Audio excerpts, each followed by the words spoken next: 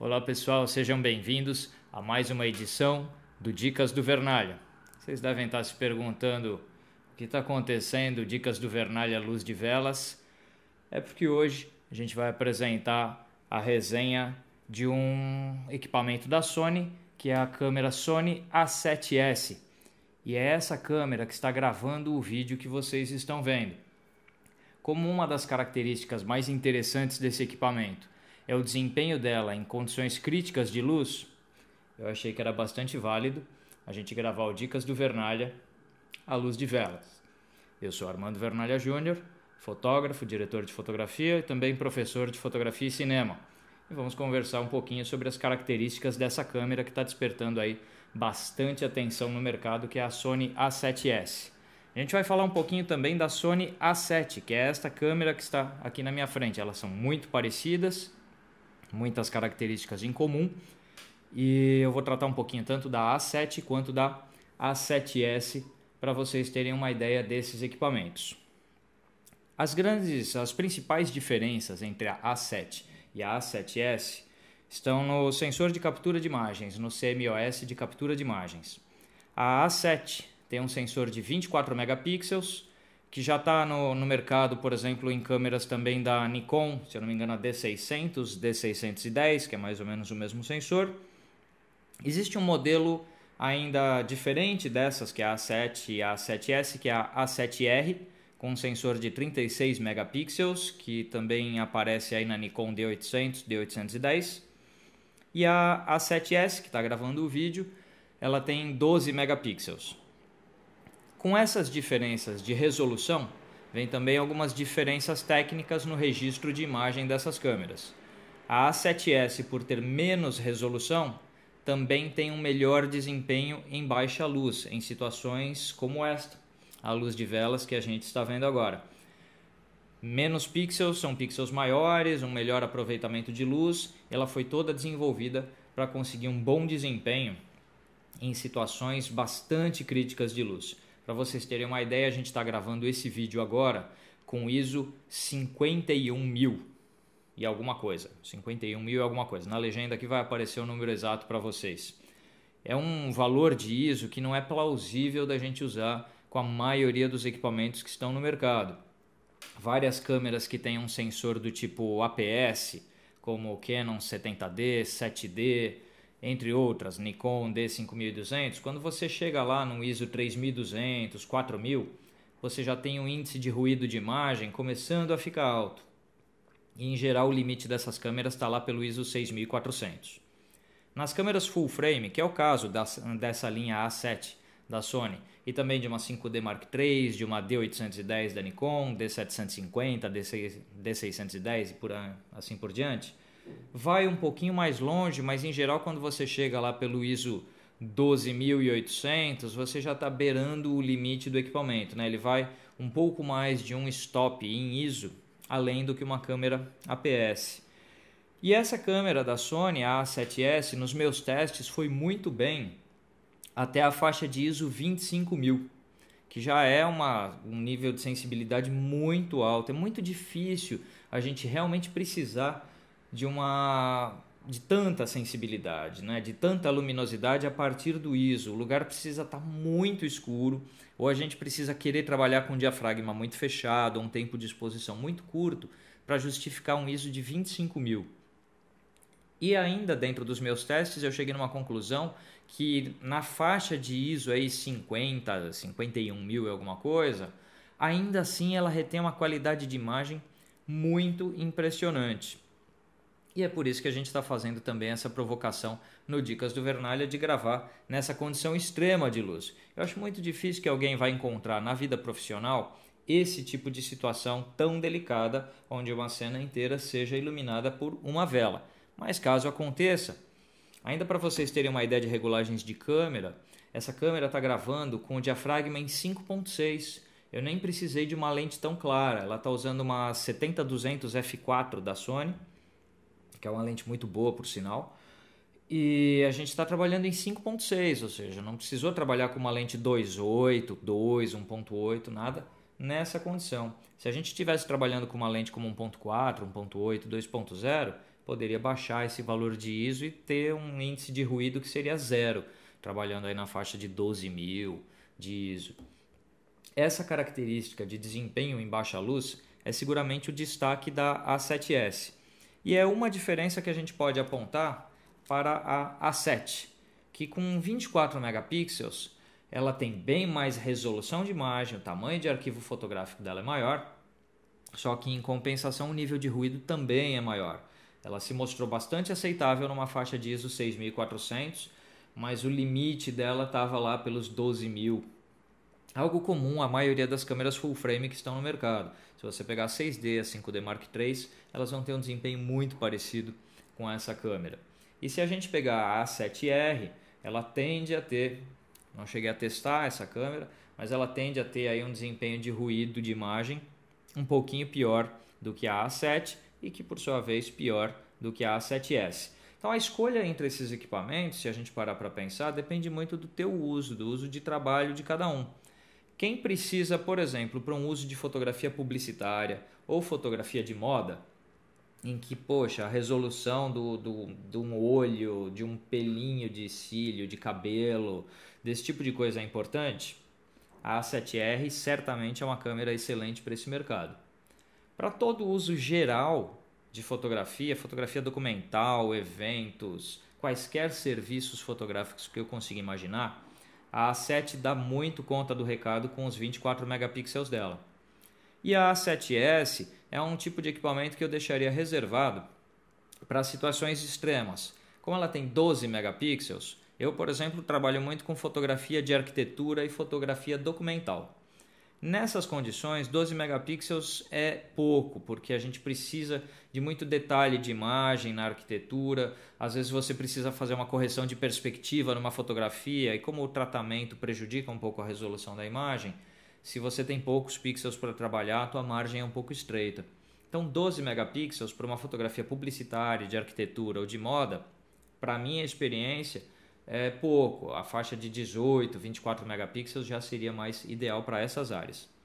Agora, para quem trabalha com eventos, por exemplo, casamento, eventos corporativos, esse tipo de coisa, eu faço eventos corporativos para alguns clientes, 12 megapixels é mais do que suficiente para essa realidade, que é de eventos. Então a A7S ela é uma câmera muito versátil no mercado de eventos, enquanto a A7 e a A7R vão para mercados um pouco mais especializados, onde mais resolução de imagem seja necessário e onde trabalhar numa condição extrema de luz não seja a moeda corrente, né? Na publicidade a gente trabalha em estúdio, com a iluminação que quiser. Na arquitetura você tem condições de trabalhar com a luz natural, com a luz do sol. Então nessas situações não é tão necessário um desempenho extremo como o da A7S. Vamos falar um pouquinho mais desses equipamentos. Eu queria mostrar algumas imagens para vocês terem um exemplo dessa parte que é ruído de imagem. E por esses dias nasceu o filho de um grande amigo meu, de um casal de amigos, e o nome dele é Matheus, e fomos visitá-los na maternidade, ganhei uma lembrancinha muito legal. Falando nisso, aproveitar para deixar o recado, o chocolate estava ótimo, pessoal, valeu. E isso que vocês vão ver na imagem é justamente a lembrancinha do nascimento do Matheus, que é um chocolatinho e tal. Eu fiz um exemplo de imagem aqui em cima dessa mesa que nesse momento eu estou falando com vocês. E fui passando várias regulagens de ISO da A7S para ver até onde ia essa história do ruído de imagem. Vejam nessa primeira imagem, eu já estou trabalhando com ISO 6400. Eu resolvi partir dali um ISO bastante alto. E até deixar um recado, para você que está vendo o vídeo direto pelo YouTube, se você está vendo direto pelo meu canal no YouTube, acesse ao blog, que é o dicasdovernalha.wordpress.com. O endereço está aparecendo aí embaixo, porque aí você vai poder ver as fotos em alta resolução. Eu coloco elas ali no blog junto com o vídeo. Então, se você está vendo direto pelo YouTube, dá uma chegada lá no Dicas do Vernalha para poder ver essas imagens em alta. Essa primeira está em ISO 6400 e virtualmente não existe ruído de imagem nessa fotografia. Vamos para a próxima, onde a gente está no ISO 12800. O índice de ruído é muito baixo mesmo. Isso são arquivos que foram fotografados em RAW e há uma mínima aplicação de redução de ruído, que seria normal em qualquer fotografia que a gente trabalha, você aplicar algum tratamento na conversão do arquivo, seja no Lightroom ou no Photoshop.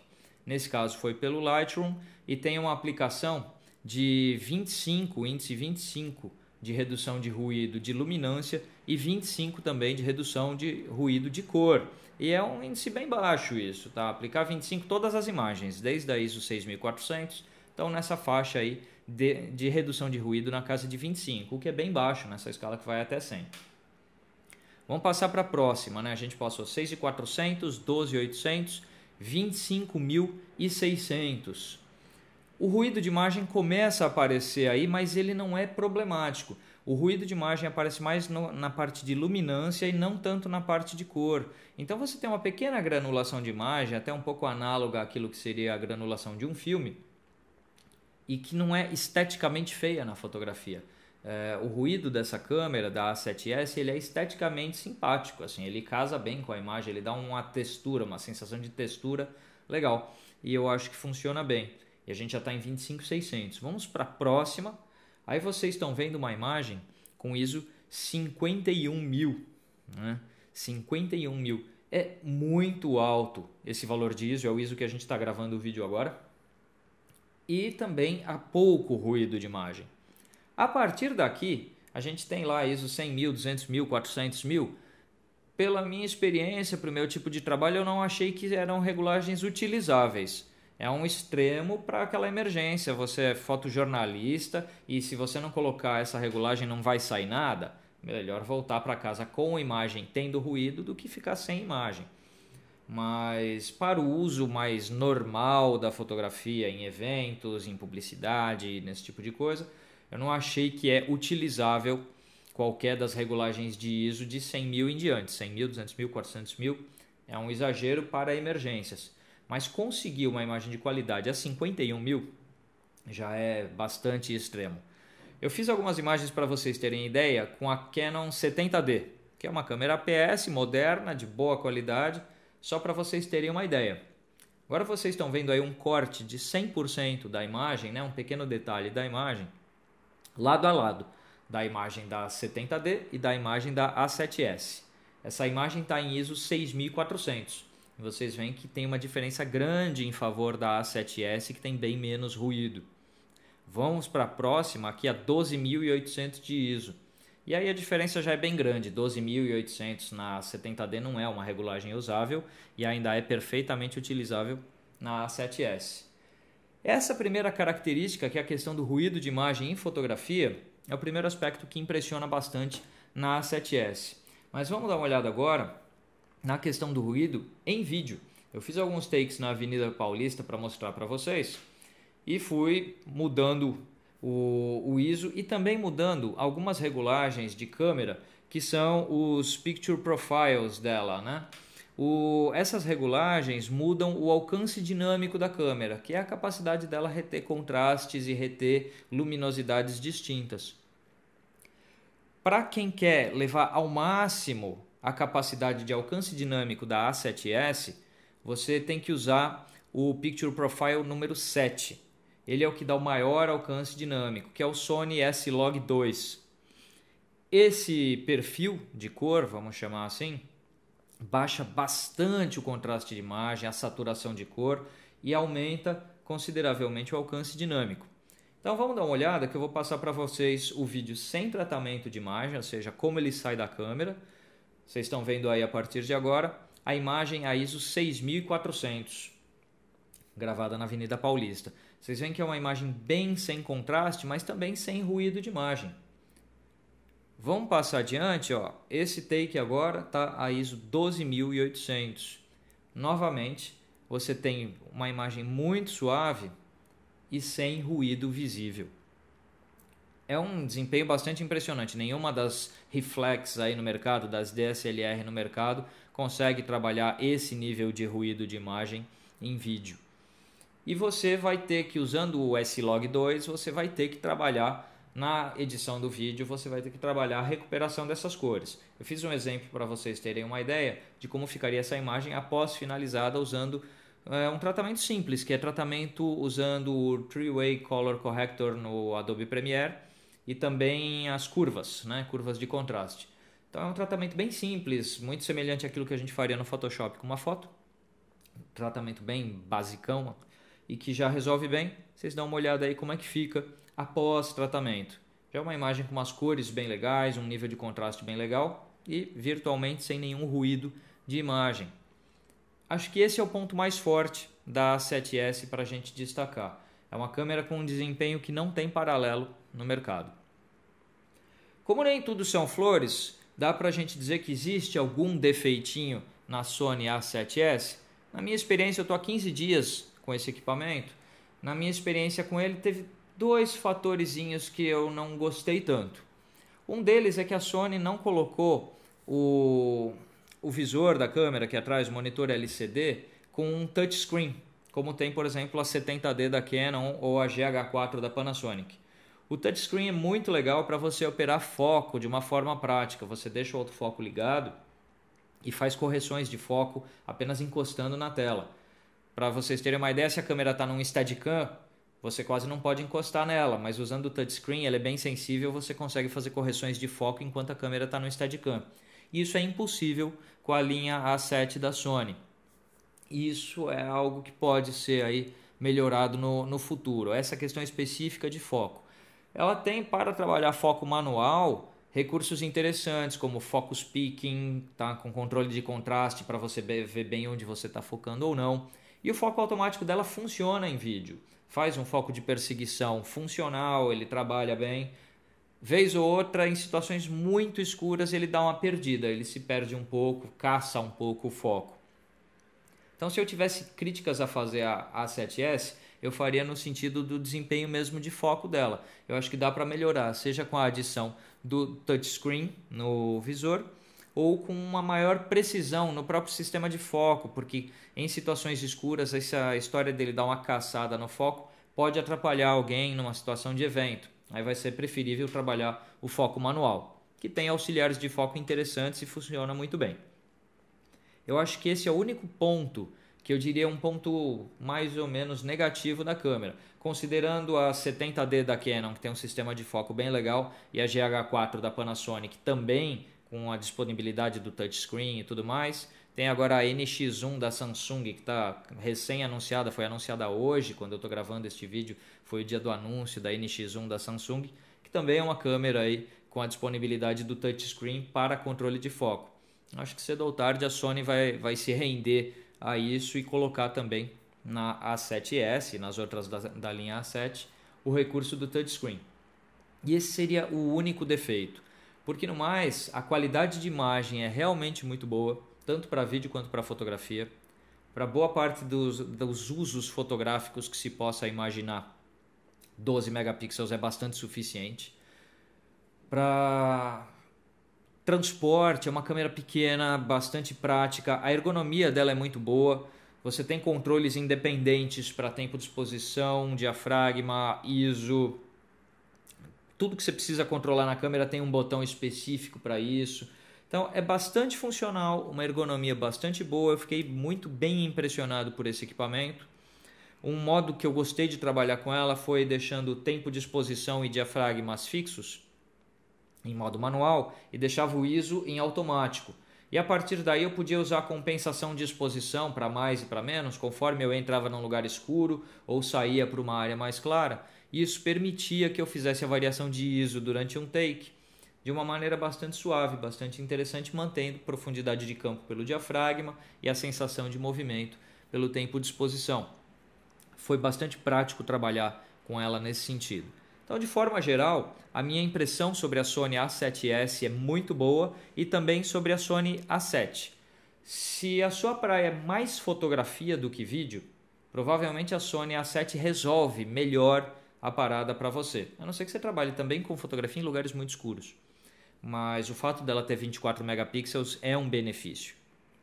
E se você trabalha mais com vídeo do que com fotografia, a A7S provavelmente é mais negócio para você porque o desempenho de vídeo dela é superior.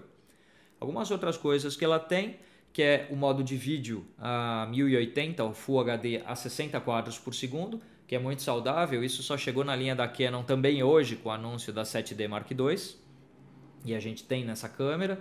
E ela tem a possibilidade de gravar em 4K desde que você plugue nela um gravador externo pela porta HDMI dela.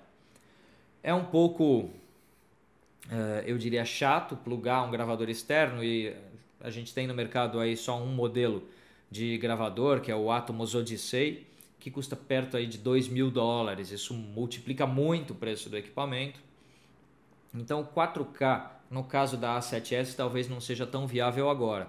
Eu acredito do fundo do coração que a Sony ainda vai conseguir implementar o 4K nessa câmera via atualizações de firmware. Não seria a primeira vez que isso aconteceria com equipamentos da Sony. Alguns equipamentos profissionais de vídeo da Sony tiveram upgrades para 4K através de software, fossem por upgrades pagos, depois de um tempo com upgrade gratuito. Eu acho que a A7S vai passar por esse caminho. No futuro, a Sony vai acabar liberando via software, vai desenvolver um pouco mais ainda o sistema operacional da câmera, para que ela consiga gravar o 4K nos cartões de memória dela. Por hora você depende de um gravador externo. E aí, nesse sentido, a NX1 da Samsung e a GH4 da Panasonic são opções um pouquinho mais versáteis pelo fato de gravarem o 4K diretamente para os cartões. Só que como câmera Full HD, porque a maioria das pessoas ainda não tem uma saída para o 4K, né? Não existe uma mídia para você dar saída em 4K. Então o uso é limitado. Alguém vai gravar um evento em 4K, só vai multiplicar o tempo aí de trabalho, de edição, de tratamento de imagem.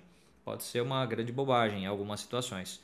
Como câmera Full HD, a A7S é excelente. E tendo boas condições de luz, a A7 também é uma câmera excelente, com uma alta qualidade de imagem e um desempenho muito legal. Essa oportunidade aí que eu tive de testar esses equipamentos foi, acho, muito valiosa, porque eu estou bastante acostumado com os equipamentos da Canon e da Nikon. E de repente, isso abriu todo um leque novo de possibilidades profissionais até para mim. Eu imagino a A7R como uma câmera bastante ideal para o meu trabalho de fotografia de arquitetura, e eu imagino a A7S como uma câmera bastante ideal para o meu trabalho com vídeos institucionais para empresas que eu faço. Eu acho que a Sony consegue com isso um espaço de mercado interessante. Vale a pena, se você está pensando em comprar a sua câmera agora, investir mais em equipamento, trocar de equipamento, dá uma olhada na linha da Sony com cautela, porque são 3 boas câmeras no estilo mirrorless, elas são pequenas, com uma ergonomia boa. As 3 são full frame, tem um desempenho de resolução e nível de ruído muito bom e uma ergonomia muito caprichada, então é muito fácil trabalhar com essas câmeras. Então, se eu fosse você aí, tá pensando em trocar de equipamento, dá uma olhada. Vale dizer que eu não estou ganhando um único centavo da Sony para falar isso, tá? Eu estou testando esses equipamentos sem compromisso, eu não tinha nem o compromisso de gravar esse vídeo, na verdade. Esses equipamentos me foram emprestados para o teste apenas, para que eu conhecesse. Não havia a necessidade dessa contrapartida de eu gravar esse vídeo. Eu estou gravando porque eu achei válido e porque eu acho uma informação legal de mercado para passar, porque muita gente gasta uma fortuna aí com câmeras e de repente alguém, sei lá, hoje vai gastar numa 5D Mark III da Canon, que é mais ou menos a mesma faixa de valores da A7S da Sony. Poxa, se você trabalha em lugares escuros, com vídeos de eventos, fotografia de eventos, muito provavelmente a A7S vai te entregar um melhor trabalho, um melhor resultado. Então não custa dar uma examinada nisso antes de tomar sua decisão final. É isso que eu tinha por hoje. Esses testes que eu fiz desses equipamentos, espero que vocês tenham gostado, espero que seja útil para vocês. Já pedi também umas desculpas, né? O Dicas do Vernalha passou longe, aí passou um tempão inativo. Está voltando agora. Felizmente eu tenho muito trabalho para fazer, então não dava tempo de gravar novos episódios. Agora a gente vai gravar algumas coisinhas. E novamente, para quem viu pelo YouTube, dá uma chegada lá no blog, que é o dicasdovernalha.wordpress.com, para você poder ver as imagens em alta resolução. E por hora é isso, minha gente. Muito obrigado pela audiência de vocês, pela atenção. E a gente se vê por aí em mais Dicas do Vernalha. Até mais!